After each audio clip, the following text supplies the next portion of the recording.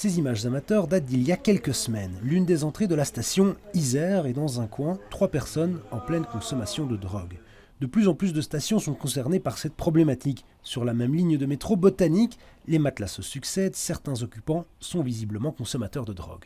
La problématique de la toxicomanie, mais au-delà de ça, la problématique des personnes en déshérence, qu'ils soient toxicomanes, qu'ils soient sans-abri, qu'ils soient migrants ou qu'ils soient les trois ensemble ou les deux ensemble, est en augmentation clairement depuis, on va dire, l'été 2022, donc depuis l'après-Covid. Des situations qui peuvent provoquer des nuisances, de l'insécurité pour les voyageurs.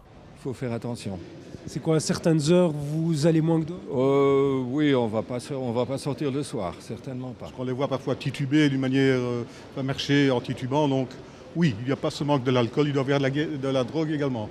En termes de sécurité, est-ce que vous avez déjà été confronté à des situations particulières? Non, je passe la journée, mais à partir de 19h, moi je ne passe plus par ici. Ici, nous sommes dans le hall de la station. Avant les portiques de sécurité, une zone non payante. Appeler la police ne sert pas à grand-chose. Cela revient plutôt à déplacer le problème dans une autre station. Et les agents de la STIB sont aussi débordés. Nous, on a fait ce qu'on pouvait. On a une approche sociale qui va vraiment à la rencontre de ces gens avec le secteur associatif parce que ce n'est pas notre métier de base. Donc, on travaille évidemment avec le secteur. On essaye de le traiter de la manière la plus sociale possible. Mais aujourd'hui, on est dépassé, on est complètement débordé et on a besoin d'une réponse structurelle à cette problématique. Message à destination de la ministre en charge des Transports et du gouvernement bruxellois. On veut que les gens utilisent le transport en commun le matin, le soir, la nuit.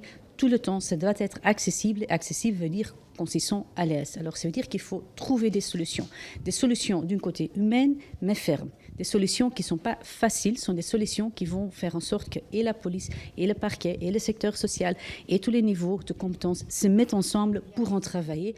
Une réunion d'urgence est prévue lundi. Reste qu'on touche aux problématiques de l'asile, du logement, de la précarité. Et qu'on l'a compris, aucune solution miracle n'existe pour résoudre ces dossiers.